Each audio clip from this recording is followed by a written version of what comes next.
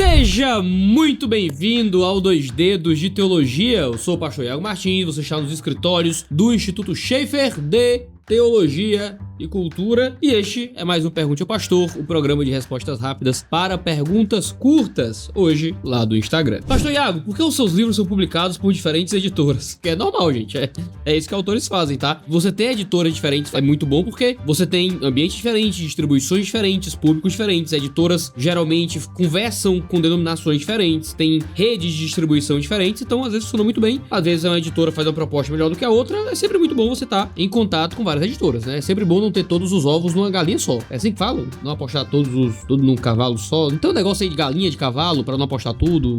É um negócio assim. É sempre bom diversificar, né? Homem pode depilar as partes íntimas?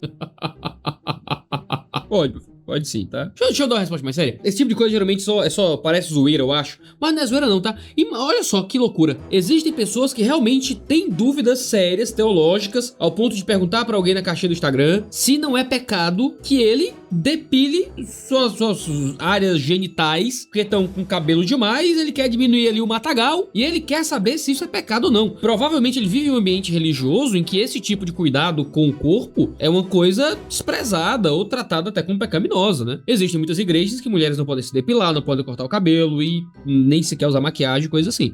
Esse tipo de uso e costume ainda é muito comum no Brasil, tá? Então a gente às vezes acha que os grandes debates exegéticos é que, cara, ainda tem muita coisinha besta, boba. Você tira pelo padrão de muitas perguntas que são mandadas aqui, tá? E infelizmente isso ainda é muito comum no ambiente religioso brasileiro. Existe limite para a hospitalidade? Tem o que está sempre disponível para os irmãos e a família? Existe limite, obviamente. O limite envolve o cuidado da sua família, existe bom senso e tudo mais. É bíblico que sejamos hospitaleiros, no sentido de que a gente tem a vida e a casa aberta para as pessoas, mas geralmente está atrelado às necessidades das pessoas, tá? Isso envolve cuidar de quem precisa, isso envolve um tipo de relacionamento com as pessoas onde nós estamos intencionalmente tentando ter mais comunhão e proximidade com elas, mas isso não significa que as pessoas vão se aproveitar de você ou que vão invadir a sua privacidade o tempo inteiro. Então você tem que dar limites, obviamente, quando sua vida depende também de ter certos limites, certos ambientes de intimidade na sua própria família e na sua própria casa. É errado orar a Deus para ter condição financeira? De forma nenhuma, né? Orar para que Deus nos dê provisão, Deus nos condicione a sobrevivência de forma alguma. Talvez orar para ser rico, quero muito ser rico, isso é uma coisa que pode evidenciar um problema no coração,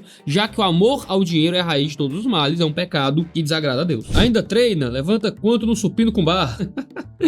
Eu não sei porque o pessoal tem um fetiche do supino. Eu treino, estou treinando todo dia sem parar, mas o pessoal tem um fetiche no supino que eu não entendo. Por que o pessoal quer tanto saber quanto eu levanto no supino com barra?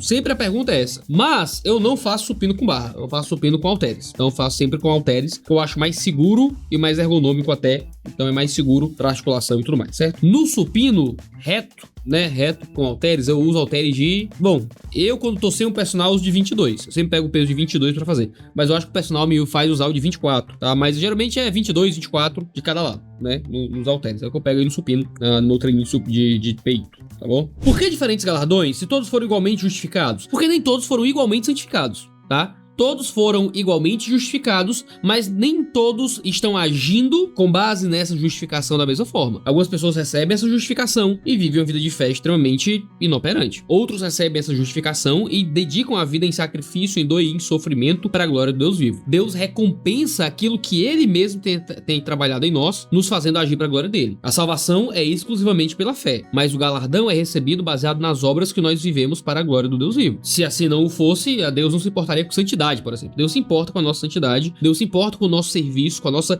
atuação no ministério, com tudo aquilo que a gente entrega para Deus. Minha igreja local é muito longe da minha casa. Seria um motivo para mudar? Sim, tá? Se você não consegue acesso à sua igreja local, talvez você precise de outra comunidade. Você vai ter que fazer, no caso, aí uma relação de custo-benefício. No sentido de, beleza, essa igreja é longa, as igrejas mais próximas são boas igrejas onde eu posso congregar. Às vezes vale a pena a viagem, às vezes vale a pena estar na igreja mais longe, às vezes vale a pena ir para uma igreja que talvez não seja tão boa quanto a igreja mais distante, se a igreja próxima vai te garantir a possibilidade de mais participação, de mais comunhão. Se você não for de uma megalópole, certo? Sem meio de transporte, você não tem que se preocupar muito com isso, não. Agora, em qualquer cidade que seja de tamanho normal, médio, até um pouco grande, cara, em meia hora você tá em qualquer lugar. Então, de carro. Então não deveria ser um problema caso você tenha meio de transporte. Agora, pastor, não tem um carro e tal, aí são outros 500. Uma pessoa abusada na infância e tem medo de contar pra namorada pode se considerar virgem? Olha, vamos lá. E aí, acho que acaba virando um problema. Num sentido técnico, uma pessoa que teve uma relação sexual não consensual, né, um caso de abuso ou de estupro, né, é uma pessoa que, em tese, perdeu a virgindade, né, perdeu a virgindade por meio de um ato, né, violento contra ela. Agora, essa é uma pessoa que se entregou à promiscuidade porque foi abusada? Claro que não. Então, muito mais preocupado do que definir se uma pessoa que foi estuprada pode se dizer virgem ou não, é deixar claro que a pessoa que foi estuprada é uma pessoa casta, mesmo assim. Não é uma pessoa que é promíscua porque recebeu contra a própria vontade um abuso, mas é uma pessoa fiel a Deus que permaneceu casta ao Senhor, que permaneceu fiel ao Senhor. A Escritura não fala muito sobre virgindade. A Escritura não está muito preocupada com sua virgindade, está preocupada com sua fidelidade, com a sua castidade, que você fuja da promiscuidade. Ora, eu lembro de uma história, uma moça eu acho que ela fazia balé, uma coisa assim, aí foi fazer uma exibição com os amigos, acabou caindo e se feriu, não é? E o ímen dela foi rompido, porque ela se feriu, não é? Ela se machucou em uma apresentação que não era no lugar apropriado e parte lá de uma ferragem, uma coisa assim, feriu ela. Uma mulher que perdeu o ímen, ela deixa de ser virgem perdendo o ímen por meio de um acidente, não pela sexualidade? Isso aí acaba virando uma bobagem. A Escritura não tá tentando discutir, porque é a virgindade. A Escritura tá discutindo sobre promiscuidade, sobre castidade. Uma pessoa abusada permanece uma pessoa casta. E no fim das contas é isso que importa, não é, para sua fé e para o seu relacionamento com Deus. Agora, é um assunto a ser conversado, obviamente, quando o relacionamento se estabelece e esse tipo de tema acaba aparecendo como algo importante pro casal. Vale a pena criar canal de teologia ainda hoje, com tanto conteúdo disponível? Cara, vale, viu? Vale, porque não tem tanto conteúdo disponível, não. Tem muita gente boa produzindo conteúdo de teologia, mas, sabe, tem pouquíssimo comparado com o tipo de conteúdo que a gente precisa produzir. Tem tanto tema que eu queria tratar, tem tanto assunto que eu não sou capaz de tratar, tem tanto assunto que eu só vou ser capaz em muito tempo na minha vida, tem tanto tipo de vídeo, de conteúdo que eu queria produzir e eu não consigo produzir. Ainda bem que existem vários outros teólogos e vários outros pastores produzindo conteúdo na internet, aleluia. Tem muito tema, muita zona que ainda precisa de gente ocupando espaço pra estar lá. Então quanto mais gente produzindo, melhor. Tenho vários colegas à minha volta que produzem outras coisas, mas ainda tem vários temas que não estão sendo bem tratados na internet, então dá. Tem muito conteúdo teológico que ainda falta no mundo da internet. Quem sabe você pode ser uma das pessoas que vai vir pra suprir essa carência. Libera alguns vídeos da época do vlog do Iago, nunca te pedi nada. Sabe o que foi que aconteceu? Eu vou lembrar dessa. Viralizou, tá semi-viralizando aí um videozinho meu antigo. Antigo, deixa eu ver se eu acho aqui. O pessoal resgatou um vídeo meu de 2000 e 1000, sabe-se lá quando, e mandaram no grupo da igreja. Eu nem vi que tava sendo visto no Instagram. Tá aqui, ó. É um vídeo de fevereiro de 2013. Fevereiro de 2013. A gente tá em 2023, então tem 10 anos. Eu casei em janeiro de 2014. Eu me tornei pastor em junho de 2015. Então vê aí, ó. Faz tempo. Deixa eu colocar aqui, tocar aqui. É meio vergonhoso, mas... Não temos mais homens na igreja porque eles estão ocupados demais com seu... André, calma aí. Vamos começar no seguinte. Não foi eu que coloquei essa música aí, sei lá, triste aí no fundo, tá? Primeiro eu quero conversar sobre a lata deste indivíduo. Primeiro, eu tinha cabelo. Olha aqui, eu tô com calvície galopante. Galopante essa calvície. Isso eu vou arrancar essa calvície, viu? Eu quero deixar registrado que vai chegar no implante capilar, viu? Quero que fique anotado aí que vai chegar. Eu vou resolver essa calvície aqui em algum momento, começar a tomar as paradas, os minoxidil, ácido finasterida da vida aí pra parar de cair meu cabelo. Eu vou resolver essa calvície. Serei um ex-calvo em algum momento, certo? Mas aqui é o Iago pré-calvície, certo? Magro, que só pé.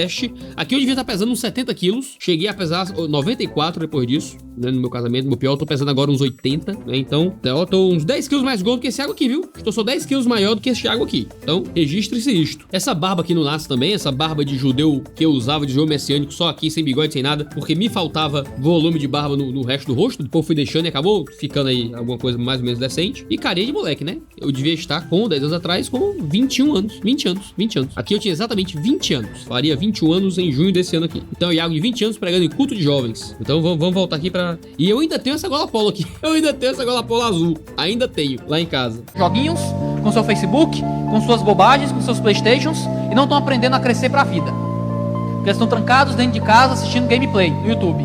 O dia todo, sem parar. O sketch de humor.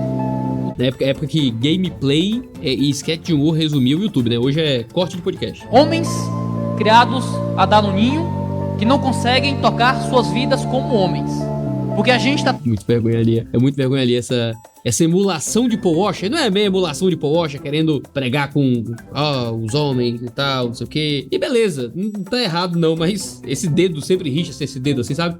Tá, de quem tá querendo ser forte no que tá dizendo, não é?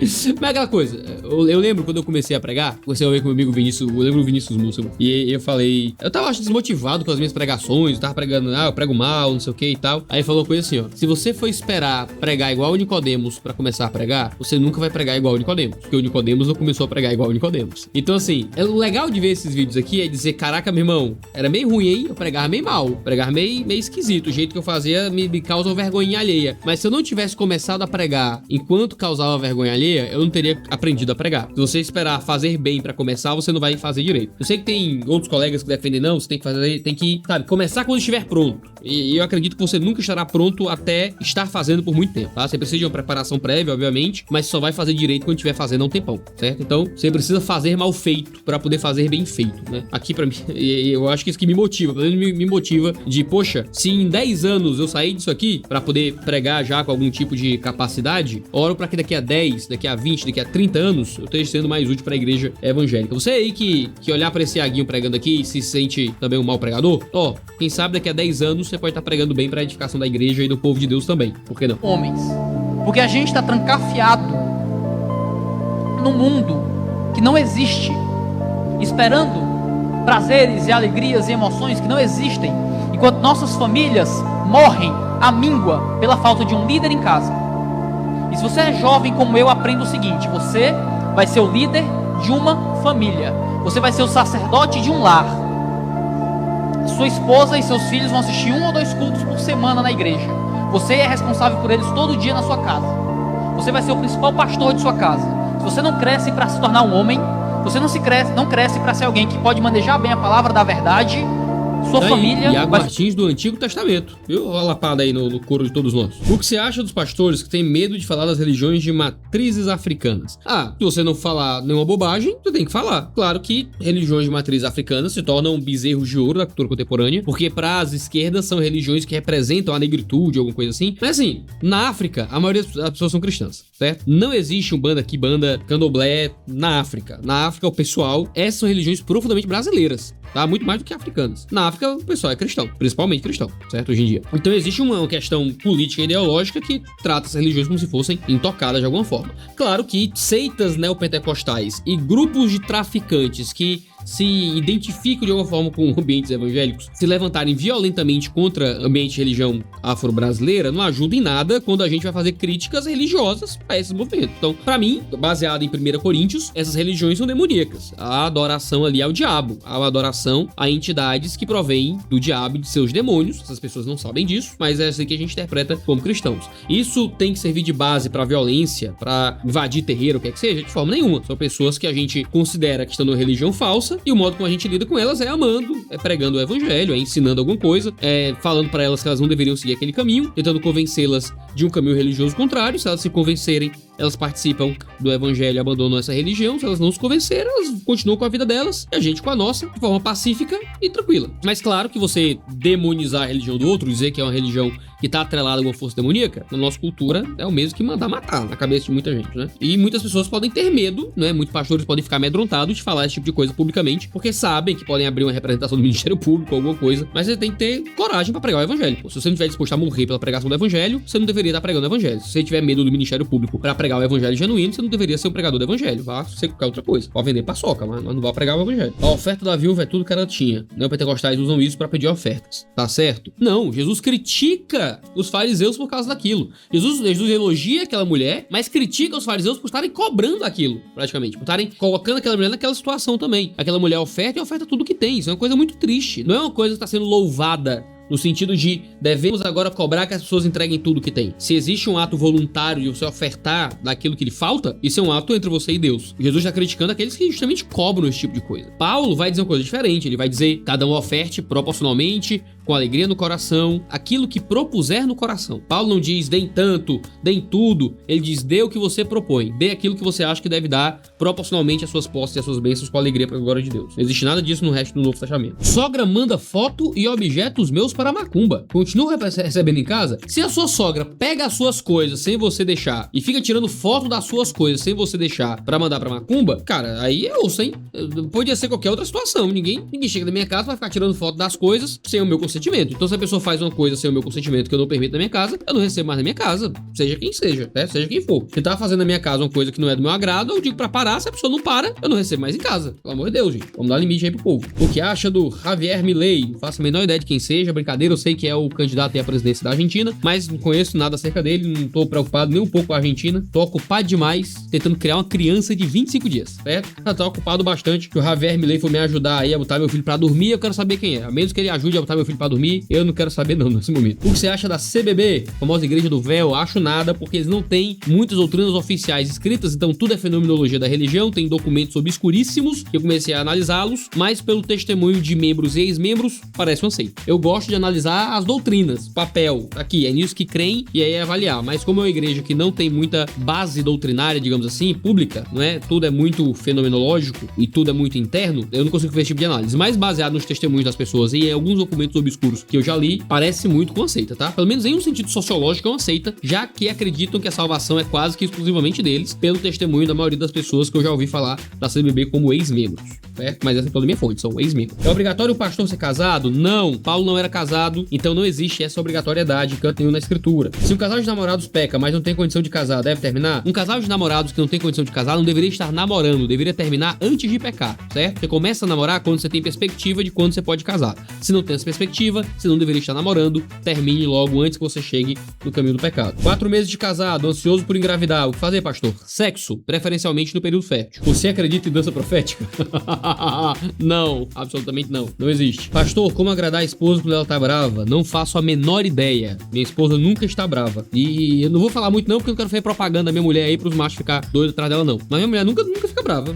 Quando ela fica brava é só instantaneamente, mas assim, mas ficar bravinha de bode, tô chateado. Na nossa família ninguém fica chateado assim nesse sentido, tá? A gente fica magoado com alguma coisa, e a gente resolve e desmagoa porque resolveu. E se vocês conversassem, certo? Dialogassem, colocassem as pautas na mesa, cada um explicasse seu ponto, tivesse um diálogo saudável que nem gente, não tinha que lidar com esposa bravinha, tá? Se vocês fossem gente. Agora, quando vocês não são gente, parece que não são gente, só ficam brigando aí, não tem pra onde ir. Então, como lidar com a esposa bravinha? Tendo diálogos maduros e saudáveis pra que vocês parem de ficar bravinhos um com o outro. Não. Ah, não. Aqui é bom pra encerrar, hein? Aqui nessa retinha final, ó. Minha vizinha tem sífilis. Já quero perguntar como é que diabo esse caba sabe que a vizinha dele tem sífilis, tá? Ela diz, minha vizinha tem sífilis e não quer contar para o amante. Então assim, ele sabe que a vizinha tem sífilis e sabe que a vizinha tem um amante e que ela não quer contar pro amante. Aí continua. Conheço a família dos dois. Conhece a família da vizinha, que é casada. Conhece a família do amante, da vizinha que é casada. Aí diz, como devo agir? Primeiro, você tinha que não ter amizade com o vizinha que tem amante safado com sífilis por aí, tá? E deixar de ser um traíra infeliz e contar pros maridos por aí, e pras mulheres por aí. Ô marido, sua mulher tem sífilis e um amante, entendeu? E não quer nem contar pro amante. Ô mulher do amante, certo? O teu marido tá traçando a vizinha que tem sífilis e nem sabe, tá? E contar e pronto, meu irmão.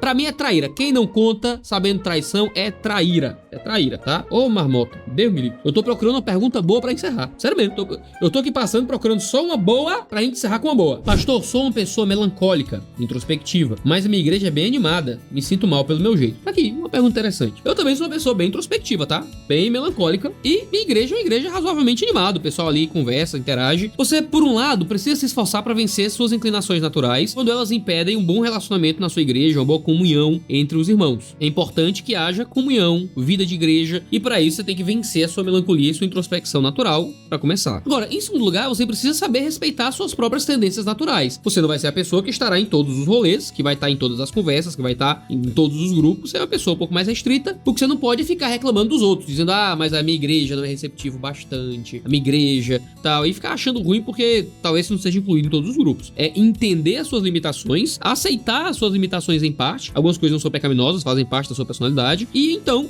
tentar vencer aquilo que for necessário para você ter uma vida de igreja mais saudável, tá bom? Existe espaço para melancólicos e introspectivos também na boa comunidade evangélica. E aí cabe também dos outros saber entender o seu jeito e respeitar o seu jeito naquilo que for natural seu e te ajudar a vencer o seu jeito naquilo que for realmente necessário, tá bom? Esse é o Pergunte ao Pastor de hoje. A gente tem vídeo aqui às vezes quase todo dia, mas sempre terça e quinta-feira, então não deixe de se inscrever para ficar sabendo sempre que houver vídeo novo. Um cheiro no seu cangote e até a próxima.